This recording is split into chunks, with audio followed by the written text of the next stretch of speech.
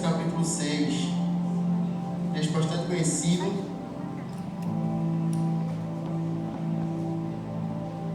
O versículo vai ser o 13. Gênesis 6, 13.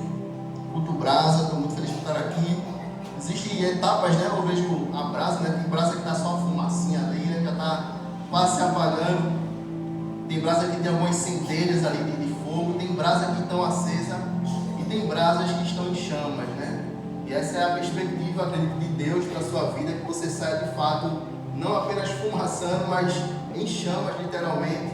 Sabemos que a disciplina espiritual vai fazer com que você mantenha essa constância, mas pelo menos hoje, cara, tem que sair pegando fogo daqui, amém? Gênesis capítulo 6, versículo 13. Diz assim, ó, todos acharam? Fácil demais, né? Gênesis capítulo 6, versículo 13 diz: Então Deus disse a Noé: resolvi acabar com todos os seres humanos, porque a terra está cheia de violência por causa deles. Eis que os destruirei juntamente com a terra. Amém? Antes de você sentar, eu queria fazer uma rápida oração. Que você pudesse repetir, né? Para a gente poder dar acesso, liberdade para o Espírito Santo literalmente falar conosco. Diga assim comigo: Senhor Jesus, nessa noite, fala comigo. Diga: Senhor Jesus, eu quero ouvir a sua voz. Diga: Senhor Jesus, sensibiliza o meu coração para receber a tua palavra. Em nome de Jesus, amém. Glória a Deus. Acesso liberado, você pode sentar. Eu creio que a palavra não sairá do seu coração, ela permanecerá e frutificará. Bom, posso começar, né? Cadê a hora ali? 7h40. Aqui a gente vai ver Deus compartilhando com Noé um pouco do seu coração, repartindo com Noé aquilo que estava em seu pensamento. É interessante que quando a gente lê na Bíblia Deus se posicionando dessa tal maneira de querer destruir o povo, a gente precisa analisar, porque de fato a coisa já ficou muito séria. Deus vai mostrar em sua palavra que Ele é paciente, que Ele é longânimo, que Ele tem temperança. Mas quando a gente lê o versículo 13, vendo Deus querendo destruir a humanidade, é porque a situação já está literalmente gritante. E aí eu fui ver como é que era o contexto do povo para que Deus tivesse esse tipo de desejo, esse tipo de pensamento. O povo nos dias de Noé era um povo que estava tomado pela violência. A violência dominava o povo. O povo estava caído na corrupção. A corrupção era o que determinava os relacionamentos. Nos dias de Noé, o povo estava apenas preocupado em satisfazer os seus próprios desejos carnais. Nos dias de Noé, o povo não estava preocupado com o que estava a vir, estava apenas preocupado com o dia presente. Eu sei que esse cenário parece com o nosso nos dias de hoje, mas é dos dias de Noé. Nos dias que nós vivemos, nós vemos a violência aumentando a cada momento. Vemos casos que a gente chega nem a acreditar que foi possível alguém pensar em tal maldade. Nos dias de hoje, nós vemos a corrupção do coração das pessoas, onde elas estão perdendo seus princípios, seus valores, seus propósitos, se corrompendo literalmente. Nos dias de hoje a gente vê pessoas jogando seus corpos a qualquer pessoa, a qualquer lugar, por qualquer motivo. Vemos hoje pessoas que quando nós anunciamos a palavra do Senhor, ela não quer se preocupar com o que está por vir, que é a vinda de Deus, mas apenas em desfrutar do dia a qual ela se acordou. Porém, esse é o cenário dos dias de Noé. Porém, esse cenário ao qual Deus vai tomar uma posição em querer destruir o ser humano, Deus já havia tendo paciência com o próprio povo, porque após a queda do homem no jardim do Éden, a Bíblia vai mostrar que a violência aumenta e, consequentemente, o povo também aumenta. E se o povo aumenta e a violência aumenta, a violência do povo também cresce.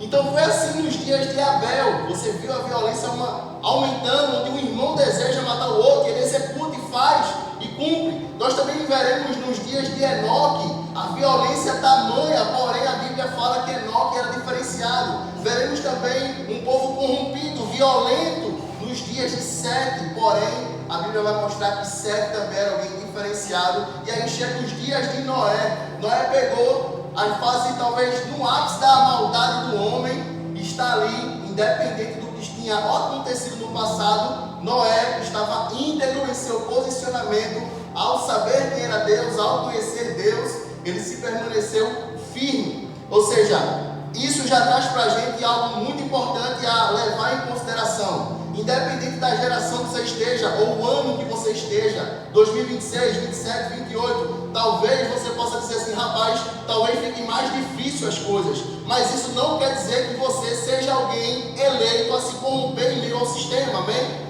Em meio à violência, o crescimento dela, em meio ao crescimento da corrupção, em meio ao abandono de princípios e valores, Deus sempre tinha alguém, da qual a gente chama de remanescente, alguém que permaneceu firme, alguém que perseverou em estar com Deus em meio aos desejos apresentados pelo mundo. Essa era a realidade dos dias de Noé. Nos dias de Noé a gente vê que um grande problema não era apenas o pecado, mas era a falta da sensibilidade e a necessidade de buscar a Deus.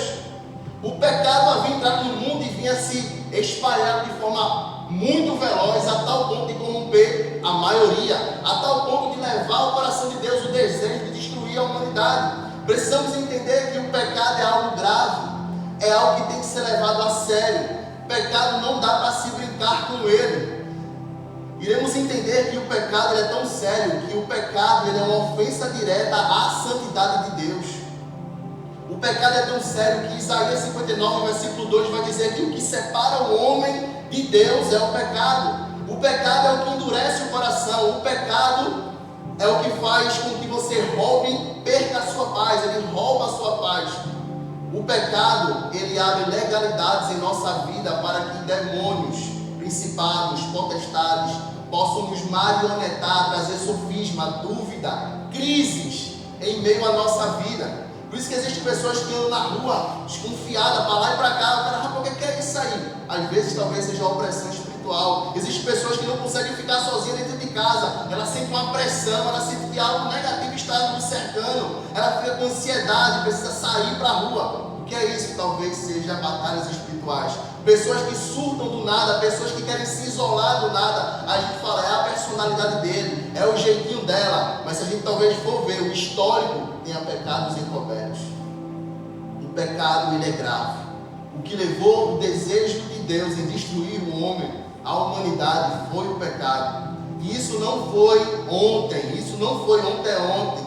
Isso é algo que Deus vem nos alertando desde a criação, desde o momento ao qual o homem pisa fora. Ele fala de uma consequência da prática de tal atitude, que é pecar contra Deus. Em Gênesis capítulo 6, versículo 11, a gente vai ver Deus dizendo assim, que a terra estava corrompida diante de Deus e cheia de violência. Eu não sei se você sabia, mas a palavra corrompida no original hebraico vai trazer uma ideia de algo estragado, vai trazer uma ideia de algo apodrecido, vai trazer uma ideia de algo inútil para o propósito original. Existe algo que o diabo quer trabalhar, que a gente às vezes acha que o diabo quer que eu faça negar Jesus. Ele quer te corromper de forma silenciosa, ele quer te estragar por dentro. De forma silenciosa, não precisa ser escândalo não, é de forma privada. O diabo quer fazer com que você perca a usabilidade do propósito original a qual você tem. Ele tentou fazer com que os crentes negassem Jesus, não deu certo. Ele tentou matar os crentes, não deu certo. Agora a estratégia ele muda. Ele, cara, eu vou tentar corromper. Porque assim isso desperta no coração de Deus a vontade de se isentar de tal pessoa. Quem está entendendo essa mensagem? Amém. Esse era a realidade dos dias de Noé. Nos dias de hoje não é fácil ser cristão. Nos dias de Noé também não era.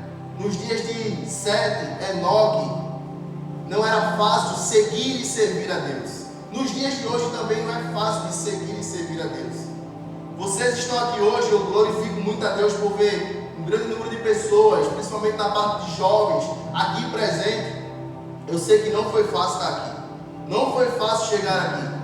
Não foi fácil se arrumar, não foi fácil separar um horário, não foi fácil se organizar. Foi batalha espiritual. Eu sei que alguém aqui recebeu o convite para ir para outro local, eu sei que tinha uma outra programação, eu sei que a preguiça bateu, eu sei que a vontade de ficar em casa foi grande, porque de fato isso é uma batalha espiritual que acontece. Eu sei que muita gente não queria estar aqui, porque talvez ontem, início da semana, falhou contra Deus, errou contra Deus, pecou feio, falou que não ia praticar e praticou, falei que não ia fazer, e ficou na dúvida: rapaz, será que vale a pena ir adorar a Deus depois do que eu pensei ontem, do que eu fiz ontem, do que eu pratiquei ontem? Mas eu quero dizer para você que não foi você que quis vir para cá, foi o Espírito Santo que te trouxe, amém? Amém. Às vezes a gente acha que é pelas nossas forças e não é. Às vezes a gente acha que é eu quero, mas lá no fundo, cara, se não for Ele para te trazer, você nem chega aqui. Se não for Deus para te conduzir, para te motivar, para trazer luz aos teus olhos, para te trazer motivo para estar aqui, você não vem. Dependemos dele, necessitamos dele. Nos dias da nossa próxima geração também não serão dias fáceis.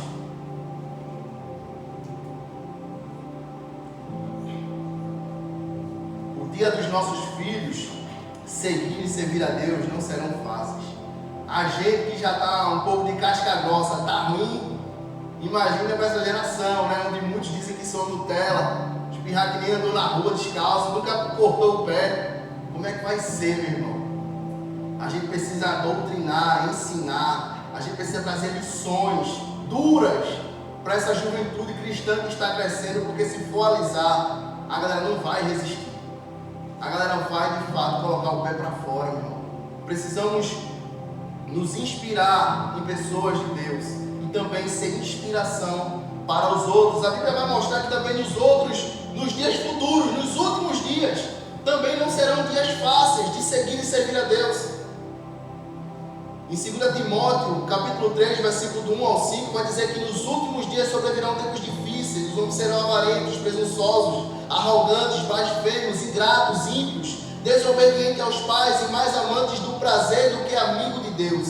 Se a gente for olhar nessa ótica, a gente vai ver que a tendência talvez é piorar. Mas eu tenho uma boa notícia: a tendência é melhorar, porque lá em Atos capítulo 2, versículo 17, a Bíblia vai falar que o apóstolo Pedro vai recitar um texto profético de Joel capítulo 2, versículo 28 ao 32, dizendo que nos últimos dias o Senhor derramará do seu Espírito. Os vossos filhos e as vossas filhas profetizarão, os vossos jovens terão visões e os velhos voltarão a sonhar. Se você estiver olhando com os olhos carnais para o reino da terra, a tendência é piorar. Mas se você olha com os olhos espirituais, com os olhos focados no reino de Deus, a tendência é melhorar, porque o final a gente já sabe, é a igreja que reina, é a igreja que prevalece, é a igreja que é salva, meu irmão. Se você olha com os olhos carnais para o dia de hoje, você não tem motivos para orar por alguém, interceder por alguém, falar de Jesus para alguém. Você vai dizer: meu irmão, olha a condição desse cara, eu vou orar para quê? Olha o que ele faz, para que eu vou pregar para esse cara? Olha de onde ele vem, para que eu vou estar evangelizando um negócio desse? Os olhos carnais fazem com que você fique sentado aí, dia após dia, garantindo a sua própria salvação. Mas quando você olha com os olhos espirituais, meu irmão, você levanta da sua cadeira, você sai do seu comodismo, você sai do seu conforto, você vai para uma praça onde muitos não põem expectativa em ninguém, mas vai pregar o evangelho publicamente lá. E quando se encerra uma palavra, uma jovem de longe vem e diz: eu quero aceitar esse Jesus que vocês estão pregando. Essa jovem se converte, essa jovem começa a congregar. Essa jovem hoje é dia da salinha das crianças. Quando você vai para um lugar pregar o evangelho e aparece um morador de rua, que para muitos não tem nenhuma significância para aquele momento, mas o cara recebe um abraço de verdade, o cara recebe uma janta naquela noite, o cara recebe uma palavra, ele se converte e ele fala: eu quero ser curado, eu quero sair dessa vida. E hoje esse cara está numa clínica de reabilitação cristã, sendo tratado e desintoxicado das drogas que ele usava, crescendo e aprendendo na palavra de Deus. Quando você sai do seu comodismo, você entende que vale a pena você sair da sua casa, meu irmão, para pregar o evangelho, seja na sua esquina, no seu bairro, em qualquer outro lugar. Onde encontramos um jovem que veio de Paulista de bicicleta, deitado lá na praça com a literatura que tinha recebido, e eu faço uma simples pergunta: entendes o que lê?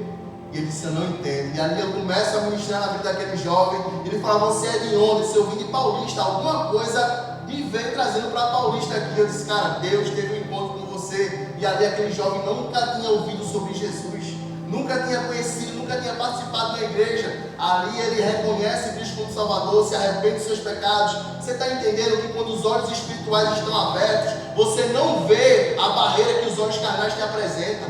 Você não vê motivos para orar mais, para buscar mais, para renunciar mais, porque a tendência, segundo nossa ótica humana, é piorar. Mas quando você olha para o que está para acontecer, quando você pula a etapa, quando você muda de fase, você vai ver que a tendência é melhorar, porque os seus olhos não estão focados naquilo que o homem está apresentando como saúde pública, como segurança, como educação. Você vai olhar para aquilo que já está proposto na cruz, para mim e para você. E isso vai te gerar chama, vai gerar brasa em seu coração, para você de fato anunciar essa palavra, viver essa palavra, repartir essa palavra, transbordar essa palavra. A Bíblia vai falar em Gênesis capítulo 6, versículo 7, que o Senhor disse: farei desaparecer da face da terra o ser humano que criei. No versículo 8, a Bíblia vai dizer assim: porém Noé encontrou favor aos olhos de Deus. Em outras palavras, Noé encontrou aprovação diante de Deus. Em outras palavras, Noé chamou a atenção de Deus. Eu queria fazer uma pergunta reflexiva para você: a quem você tem chamado a atenção? Certa vez eu me encontrei assistindo um filme de ET, bastante aleatório, e o filme, todo mundo estava em silêncio, eu não entendi nada. Minha mulher botou para assistir. Ela já botou no volume 2, que o 1 eu perdi, ela botou o 2, já não entender nada, e o povo tudo em silêncio. E quando a minha fez um barulho, o ET desceu, começou a bater, destruir as coisas. Eu disse: meu irmão, então o barulho chama a atenção. E aí eu comecei a entender o filme, mas aí eu trouxe para o lado espiritual. O meu estilo de vida chama a atenção de alguém, você sabia disso? O seu estilo de vida está atraindo a atenção de alguém. Quando eu erro, quando eu falho, quando eu peco, é como se o inferno fizesse mais ou menos assim, ó. Ele de novo lá, ó. Falou que não ia fazer e fez. Disse que não ia viver daquele jeito que está vivendo. Falou que ia parar com aquela amizade e continua. Disse que ia cortar essa conversa e ainda está conversando com essa pessoa. O nosso pecado atrai o diabo. Ele aplaude, ele faz festa. Porém, todavia, a Bíblia vai mostrar que quando eu entro no meu quarto, fecho a minha porta e oro a Deus em secreto, Ele não apenas me ouve, mas Ele me vê. Podemos chamar também a atenção de Deus, amém? Quando buscamos viver uma vida pautada em oração, chamamos a atenção de Deus. Quando buscamos viver uma vida de louvor, de adoração, de leitura da palavra, de jejum, de renúncia, de frequência no culto, de comunhão, chamamos a atenção de Deus. Noé foi visto por Deus pelo estilo de vida que ele tinha. Você e eu podemos também atrair a atenção de Deus, meu irmão, para fazer algo sobrenatural nessa terra, fazer algo diferente em nossa casa, fazer algo diferente em nosso bairro, mas precisamos nos comportar como alguém que Deus está procurando. Deus está procurando você sabia disso? Agora você precisa acenar com a sua vida espiritual ativa. Ei, estou aqui, pai. Não queria ler, mas eu estou lendo. Não queria ir para o culto, mas eu vou. Não queria orar, mas vou dobrar meu joelho. Chame a atenção de Deus, meu irmão, porque você pode ser o próximo a ser usado por Ele em um lugar que você nunca imaginou, em um momento que você não esperava. Você só precisa estar atraindo a atenção dele com o seu estilo de vida. Quem está entendendo, diga amém. Gênesis capítulo 6, versículo 13, foi o texto que nós lemos. E Deus disse a Noé: resolvi acabar com todos os seres humanos, porque a terra está cheia de violência. Versículo 14, faça uma arca. Isso aqui me chama muita atenção, porque Deus está compartilhando um desejo do coração dele. Deus está compartilhando um sentimento que ele está tendo de tristeza. E de repente Deus coloca Noé no plano dele. Uma coisa é você ouvir alguém dizendo: não, estou precisando destruir essa casa aqui e levantar outra. Cara, poxa, ideia massa, gostei. Amanhã tu carrega as areias. Ei, calma. É assim não, tu vai me incluir no teu projeto do nada. Foi mais ou menos isso que aconteceu com Noé. Porém, todavia, mesmo Noé recebendo uma chamada direta, cirúrgica, objetiva, Noé não arregou. Noé não olhou para trás. Noé não tirou a mão do arado. A Bíblia fala que Noé recebe as instruções, o tipo de material e a medida, e ele começa a colocar a mão na massa. Ei, aqui eu trago uma lição para a minha vida, eu queria compartilhar com você. Sabe por que Noé obedeceu de forma objetiva? Porque Noé tinha intimidade com Deus. A Bíblia fala que Noé andava com Deus, era amigo de Deus. E aqui me revela algo que doeu no meu coração, que é o nível de obediência que eu tenho vai revelar o nível de intimidade que eu tenho. Quantos projetos Deus colocou no teu coração para você iniciar? Quantas coisas Deus disse, olha, eu vou te usar para fazer isso. Eu quero que tu comece a trabalhar nessa área. Eu quero te levantar por essa situação. E você falou, acho que foi da carne, né? Acho que rapaz, eu não estou preparada não. Eu conheço muito pouco da Bíblia. Ei, meu irmão, isso só revelou o seu nível de intimidade. Não revelou o seu medo. Não revelou a sua covardia. Revelou o baixo nível de intimidade que eu e você possa ter com Deus. Quando Ele fala algo, pede algo e eu me retraio. Já que foi só para mim, ninguém está sabendo, vai ficar só ele off. E aí Deus, fui covarde, fui tímida, fui medroso, fui um cara sem intimidade suficiente para obedecer o Deus a qual eu sirvo. Quem está entendendo essa mensagem? Noé, ele escuta as instruções, recebe as medidas, a missão está com ele, ele fala, pode mandar, eu vou começar esse trabalho agora. Noé, a Bíblia vai falar que Noé vai começar um processo de trabalho. Noé vai começar a agir de forma diferente. Em Gênesis capítulo 6, o 14, Deus pede para Noé construir o quê? Me ajuda a pregar. Foi pouca gente. O que é que Deus pediu para Noé construir? Eu gosto de igreja assim, ler a Bíblia. Noé, em Gênesis capítulo 5, versículo 22, vai dizer que Noé tinha 500 anos ao gerar os seus 3 filhos. Mais na frente a Bíblia vai falar que Noé tinha 600 anos quando houve o dilúvio e as águas imergiram a terra. E aí historiadores estudiosos vão dizer que Noé construiu a terra no intervalo de quase 100 anos. Noé conhecia o sentimento que estava passando no coração de Deus.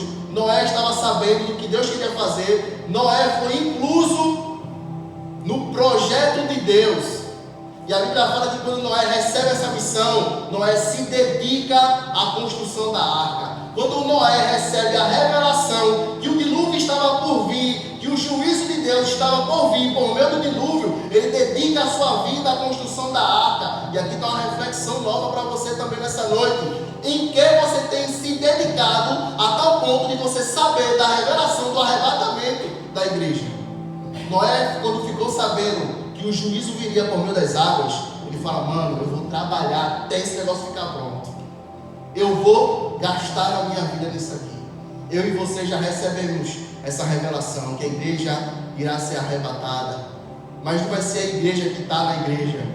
É a igreja a qual se encontrar aprovada, um coração aprovado, alguém arrependido. O que é que eu faço com essa revelação? Será que eu me dedico a trabalhar nessa obra aqui, que sou eu mesmo, para poder ser chamado por Deus, ser alguém eleito a morar no céu? Noé vai construir uma arca, meu irmão. E essa arca ela vai ter algumas representatividades espirituais. A arca representa Jesus Cristo. Assim como havia apenas a arca para poder se livrar do juízo do dilúvio, assim também João 14,6 vai falar que Jesus é o único caminho, a verdade e a vida, e ninguém vai ao Pai se não for por Ele. A arca vai representar a salvação. 1 Pedro capítulo 3, versículo 20, Pedro compara a arca com a salvação em Cristo. A arca foi construída antes do dilúvio e permaneceu durante alguns dias, e assim para salvar aqueles que pudessem ouvir aquela mensagem.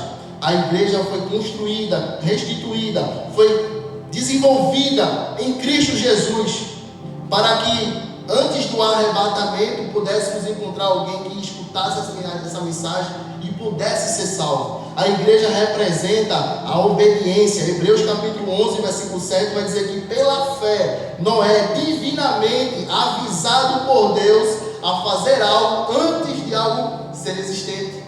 Nunca havia alguém construído uma arca daquele tamanho, nunca havia chovido. Noé havia recebido divinamente um aviso de Deus, se Noé vai cumprir o seu papel em obediência. Durante esse tempo, Noé levou cerca de 100 anos para construir a arca. Durante esse tempo, não havia chuva.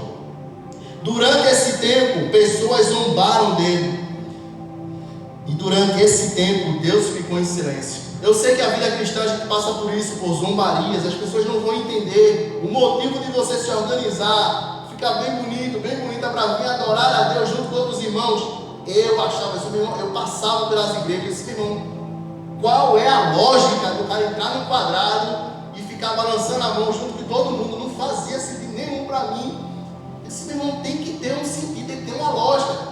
Eu era esse cara, eu já fui lá de fora, eu não cresci na igreja. Eu era alguém que zombava dos crentes, eu caçoava, eu fazia piada, meu irmão. O cara estava pregando, eu atrapalhava a pregação no meio da rua.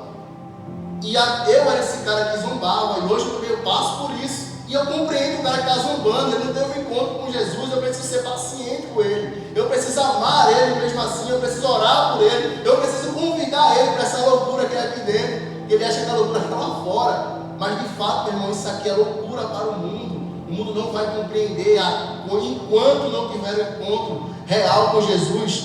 Noé vai construir a arca durante cerca de 100 anos em silêncio. Noé recebe uma direção e Deus se cala. Às vezes a gente está tão mimizento, a gente está tão imaturo, que a gente quer que Deus fale, aí amanhã Deus confirme, aí Deus manda um louvor para confirmar, que Deus levante outra irmã para dizer que é o que ele falou nos 2 dias atrás.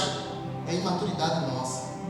Se a gente tem intimidade, a gente ouve a voz, a gente sabe que é Ele. Se foi Ele que pediu, é só exercer a função. Ele vai dar as medidas para você. Ele vai dar o tipo de material. Ele vai mostrar o caminho. Mas precisamos permanecer naquela palavra de Deus, cara, que a qual nós recebemos. Quem está entendendo, diga amém. Amém. A arca representa a igreja.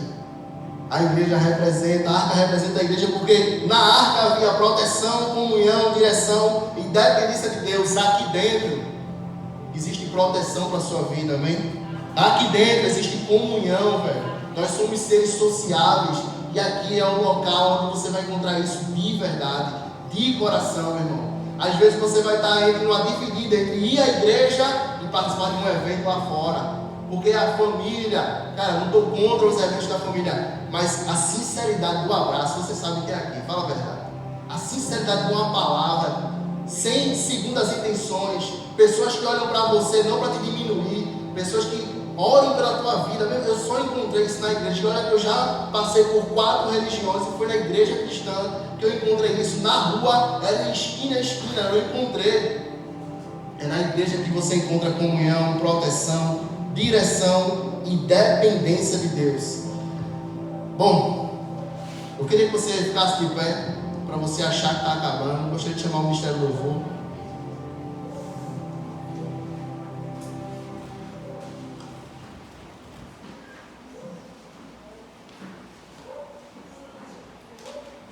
Noé vai trazer muitas lições para nós. O estilo de vida dele era totalmente diferenciado. A Bíblia vai ver Noé como alguém, não vai ver, vai dizer que Noé era alguém justo e íntegro. Noé chamou a atenção de Deus porque de fato ele era um homem justo e íntegro. João quer ser justo, alguém temente a Deus, alguém que escuta e obedece. João quer ser íntegro, é uma pessoa de caráter. Ser íntegro é alguém que sustenta o seu próprio testemunho. Ser íntegro é uma pessoa que é de uma forma aqui e é de uma forma lá fora. E Deus está procurando esse tipo de gente para usar. E a boa notícia é que esse tipo de pessoa pode ser você, amém? Talvez precise trabalhar alguma área, talvez precise ajustar alguma coisa. Mas Deus está procurando por esse tipo de pessoa. Imagina agora você saber que Deus quer te usar e você não sabe o modelo que Deus quer que você seja. E agora você sabe, justo e íntegro, alguém de caráter, alguém que é aqui a pessoa e lá fora é outra, que é aqui um certo cristão e no trabalho é um cristão, que aqui é cristão e lá fora é cristão, no trabalho, na faculdade. Quando Deus, isso atrai a atenção de Deus, e Deus vai dizer, é esse tipo de pessoa. Posso começar hoje Aí você, íntegro e justo, obediente, vai dizer, é para fazer o quê? Ele vai dizer, olha, fala daquela menina ali, ó. Olha, dá um abraço naquele cara ali. Olha, pega essa literatura, entrega aquela senhorinha ali. Tá vendo aquela mulher catando latinha? Dá R$9 a ela vai comprar um lanche que ela tá com fome, cara. E aí as coisas começam a fluir. Eu queria que você adorasse a Deus por meio desse louvor. Coloque suas marcas em mim. Coloque as marcas que o amor fez em você, em mim.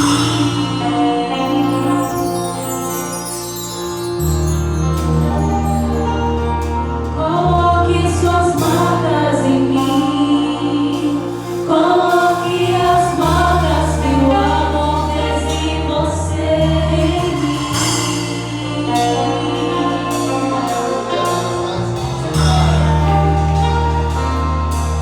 Coloque suas marcas em mim. Coloque as marcas que o amor fez em você, em mim.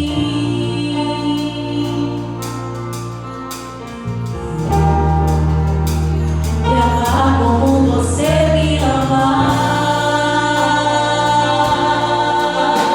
é o mínimo que eu poderia fazer por tudo o que você fez por mim.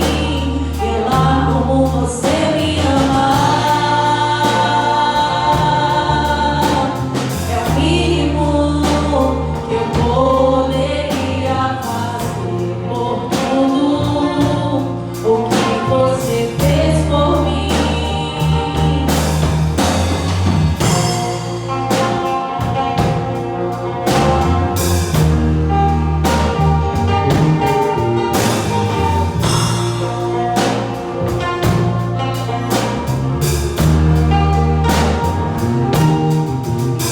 Suas mãos aqui na terra e seus pés aqui na terra, e olhar com seus olhos de graça e amor, olhos de graça e amor, e ser suas mãos aqui na terra e seus pés aqui na terra, e olhar com seus olhos de graça e amor, de graça e amor. Aleluia. Deixa eu falar um negócio para você, para a gente poder encerrar aqui. A arca vai representar Jesus Cristo, mas a pessoa de Noé, a figura de Noé, também apontava para Jesus. Noé construiu uma arca de madeira. Jesus construiu um caminho por meio do madeiro. A arca foi levantada para salvar Noé e sua família. Jesus foi levantado na cruz do Calvário para salvar todo aquele que nele crê. Diga amém. Quem entrou na arca se salvou do juízo das águas.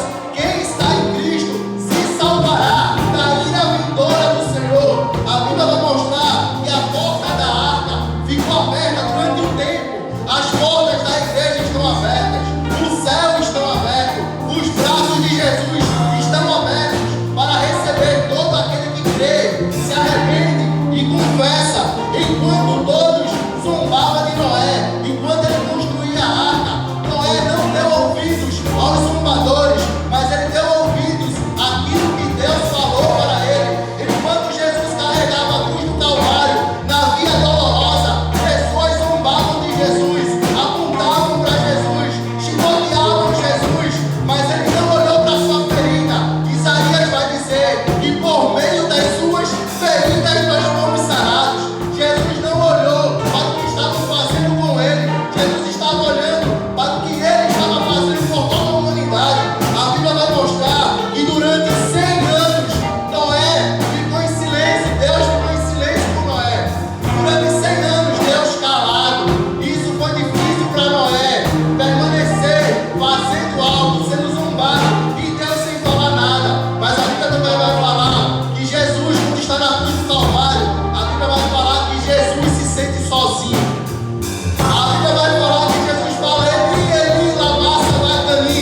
Deus meu, por que me desamparaste? Por que me deixaste só?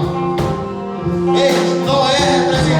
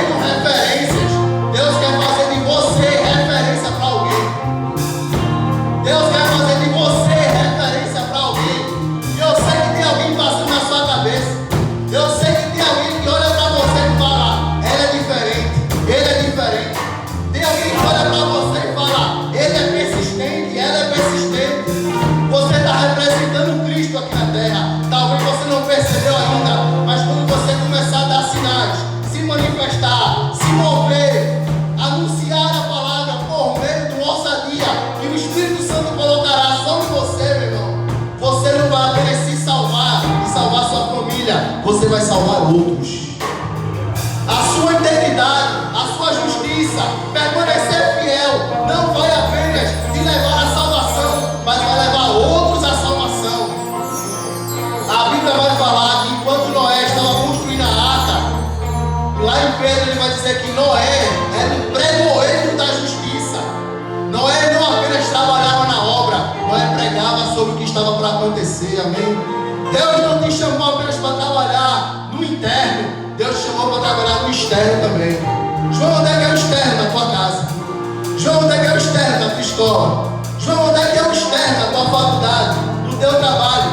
Quando você vai à rua, quando você vai visitar um amigo, quando você vai atender um cliente, quando você vai ser atendido por alguém, você precisa manifestar Cristo também, meu irmão. Ser alguém que representa Jesus, alguém que olha para você e fala: meu irmão, eu vejo Deus nela, eu vejo Deus nele. Precisamos ter esse comportamento. Noé não sabia o que ele estava fazendo, ele não conhecia Jesus, mas você conhece, você já ouviu sobre ele, você sabe do posicionamento que você precisa tomar, você sabe que precisa construir uma arca. O que é construir uma arca? É começar a trabalhar na obra, é servir dentro desse ministério, é fazer parte das atividades. Isso vai desenvolver os seus dons, isso vai revelar o caminho que você deve direcionar, e aquilo que você recebe aqui dentro, você explode lá fora, você manifesta lá fora, você edifica aqui, você aprende aqui, você é acompanhado, edificado, discipulado lá fora. Você é luz na vida dos outros, você vai se tornar sal na vida dos outros. Noé representava Jesus, ele não sabia ainda. Você pode representar Jesus, e agora você sabe disso, por meio do seu estilo de vida. Noé era íntegro e justo, a Bíblia vai falar, em meio aos seus contemporâneos. Em meio, talvez você veja de uma família de alcoólatra, você não será um. Talvez você veja de uma casa de prostituto, você não será um. Talvez você veja de um lugar onde as pessoas têm carência de amor, não sabem dizer eu te amo, não sabem abraçar, você não será um, meu irmão. Você veio para essa terra com um propósito. Deus te chamou com um objetivo muito maior do que você pensa. Isaías vai falar que os planos dele são maiores que os meus, a vontade dele é maior que a minha. Você ainda talvez não entendeu, mas que o Espírito Santo te traga clareza nessa noite, para que você possa pegar essa palavra com revelação e dizer: Deus, qual é a arca que o Senhor quer que construa? Qual é a arca para construir? Qual o trabalho que eu tenho que fazer? Busque intimidade com Deus, Ele irá falar com o seu coração, Ele te dará as medidas, Ele te dará o tipo de material, Ele te dará as pessoas para ministrar, Ele te dará a palavra em seu coração, Ele te dará o endereço certo. Apenas confia, apenas obedece, busca viver uma vida que chame a atenção de Deus. Amém? Essa é a palavra que eu queria compartilhar com vocês. Deus abençoe. É nóis, é nóis, é nóis.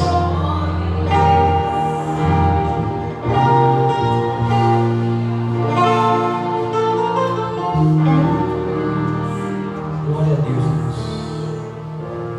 Que você possa curvar sua cabeça agora,